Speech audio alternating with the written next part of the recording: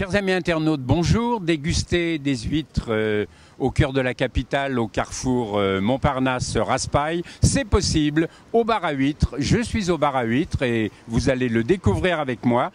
Je déguste cette Belon 00.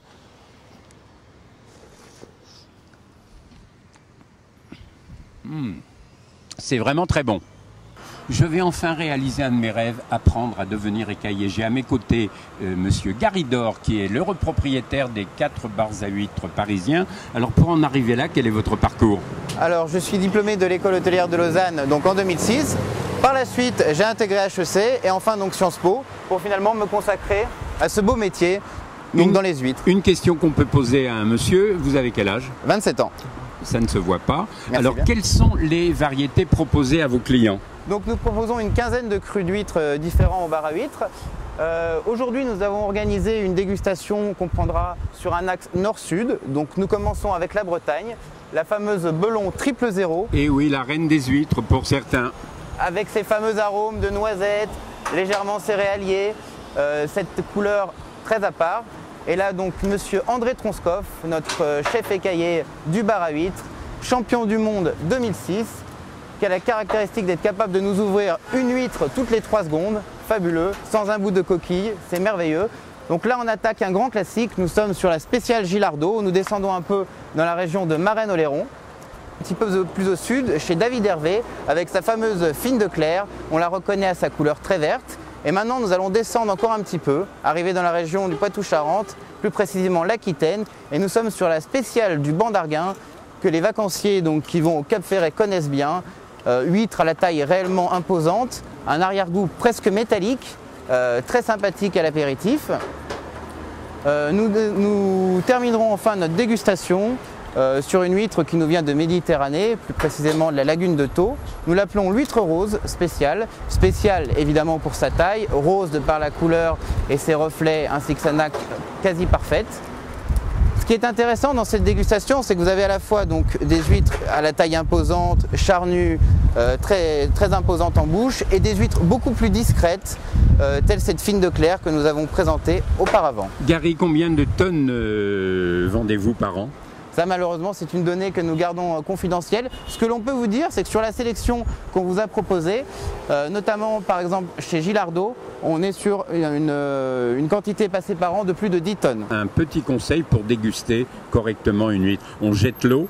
Bien sûr, toujours attendre la seconde eau. Pourquoi? Parce que la première eau est souvent marquée par ce qu'on appelle l'eau de lavage, c'est-à-dire avant d'envoyer les huîtres, on les lave toujours, et donc il est préférable de verser ce surplus d'eau pour se concentrer sur la deuxième eau qui est vraiment faite à l'intérieur du coquillage et qui est beaucoup plus intéressante sur le point de vue gustatif. Gary, une très grande nouveauté dans tous vos bars à huîtres, quelle est-elle? Tout à fait, une nouveauté mondiale en fait. Nous venons de lancer pour la première fois déployé sur 4 restaurants 250 iPads qui viennent à remplacer les cartes papier. Intérêt évidemment écologique, intérêt marketing également, puisque ça nous permet à la fois de consulter des cartes géographiques de provenance de nos huîtres que nous avons pu voir à l'extérieur il y a peu de temps.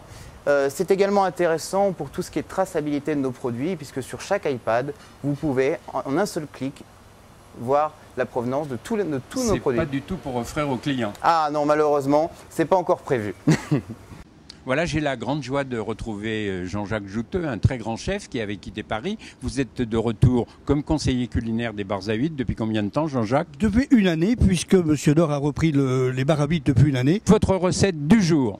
Eh bien, nous allons faire une fricassée de coquillage sans crustacés à base d'oignons rouges, de citron, d'estragon, de ciboulette, de persil plat, de vernis, de moules d'Espagne, moules de Bouchot. C'est la pleine saison. Du Mont-Saint-Michel, des amandes qui sont ici et des clams.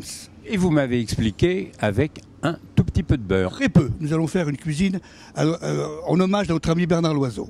Nous sommes dans les cuisines du bar à huîtres et elles correspondent à un environnement maritime. Stéphane Devy en est le chef. Alors vous préparez la recette de Jean-Jacques Jouteux, le conseiller Muller. Montrez-nous votre dextérité à l'éminçage de l'échalote et de l'oignon.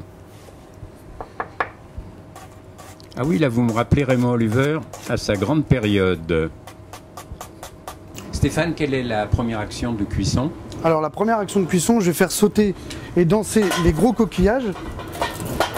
Voilà, comme ceci. Puis ensuite, je vais rajouter les petits coquillages. Voilà, et ensuite, je rajoute les petites moules. Et c'est à ce moment-là, Stéphane, que l'on incorpore le beurre. Tout à fait. Alors le beurre, là, il a un peu fondu, mais c'est pas grave. Pas du tout. Stop, pas trop de beurre. Voilà. Me Et fait signe Jean-Jacques Jouteux. Comme disait Bernard Loiseau, du beurre, encore moins de beurre. Encore moins de beurre, surtout moins de beurre. puis ensuite, Maintenant, les petits oignons bien les oignons bien rouges cassés. et les échalotes. Voilà. Ça Puis sent nous bon. Nous laissons cuire 2 à 3 minutes. Donc la touche finale, dès que les coquillages sont très bien ouverts, nous allons retirer la sauteuse et la mettre hors du feu pour incorporer délicatement toutes les herbes fraîches qu'on a coupées tout à l'heure. Voilà. Comme ceci.